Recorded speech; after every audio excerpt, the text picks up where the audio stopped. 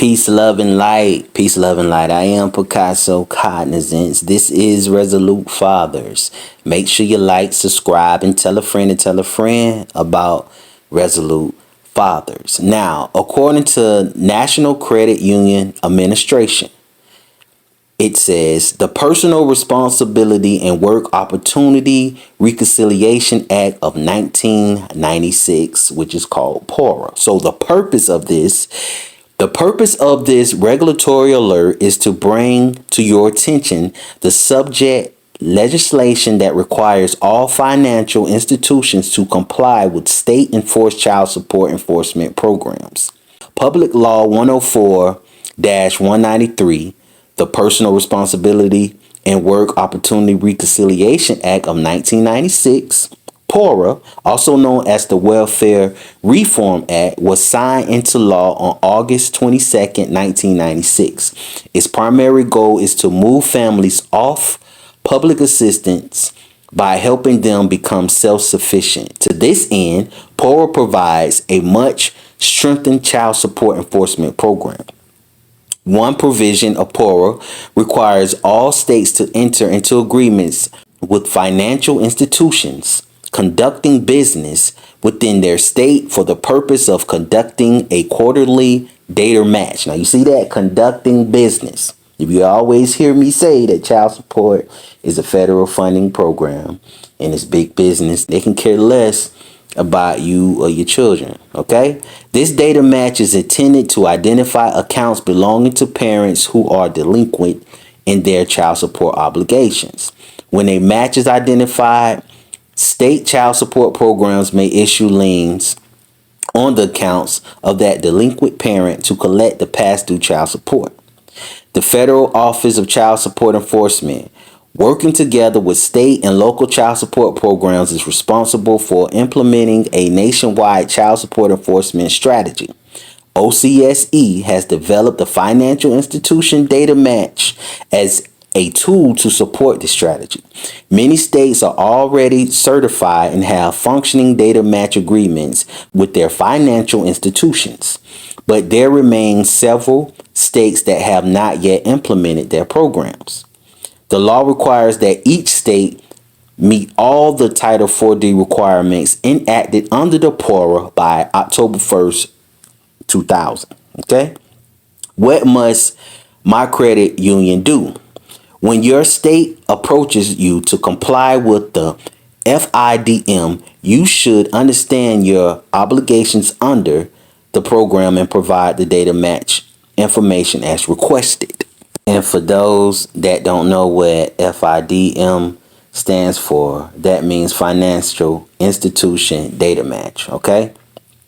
Now, what are the goals of the FIDM? To increase the collection of delinquent child support, to maintain the integrity and security of both financial institution and child support data, to make use of technology to aid in the collection of child support. Who decided how FIDM should work? The Financial Institution Work Group, comprised of representatives from financial institutions and their associations, third-party processors, software providers, and federal and state child support representatives, serves as an advisory group to OCSE for this purpose. The work group members provide advice on agreements, fees, operations, and outreach efforts.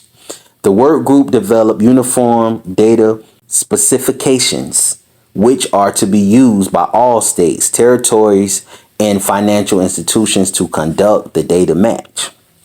Now, what legislation established the FIDM program? Public Law 104-193, the Personal Responsibility and Work Opportunity Reconciliation Act of 1996, which is called PORA, also known as the Welfare Reform Act, contains the provisions for the FIDM. Public Law 105-200, the Child Support Performance and Incentive Act of 1998, modified PORA to better facilitate the data match for multi-state financial institutions. All state and territories have laws in place to meet the FIDM requirements of PORA. What financial institution must participate in the data match program? Now listen to this.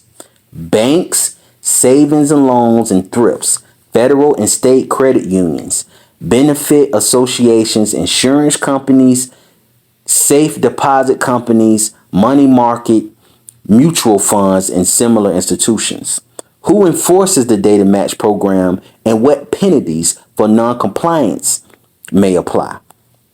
Each state structures and enforces its own data match program. Each state has the discretion to choose whether to impose penalties for failing to comply with this program. At present, there are just a few states which impose penalties. What types of accounts are subject to the data match program? They got the demand accounts, checking, share, draft, and negotiable withdrawal order accounts, okay? Savings accounts, time certificate accounts, money market, mutual fund accounts. Now, I mean, the list goes on with all this, family. So the point that I'm trying to get y'all to realize, man, this is a big business, and folks need to come to the realization of how, how it all operates and works. That's why we have to stick together, family. It's no if, and buts about it. Just take care of your responsibility.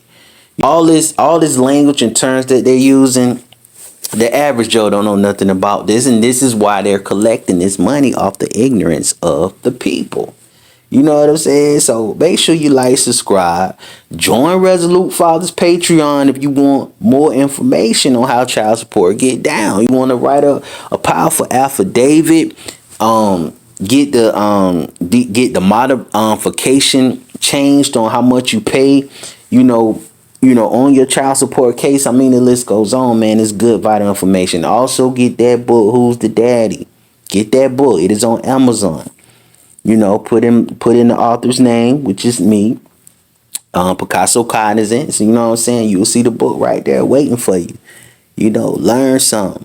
And tell a friend about the book, and also tell a friend about this channel. All right? Peace, love, and light.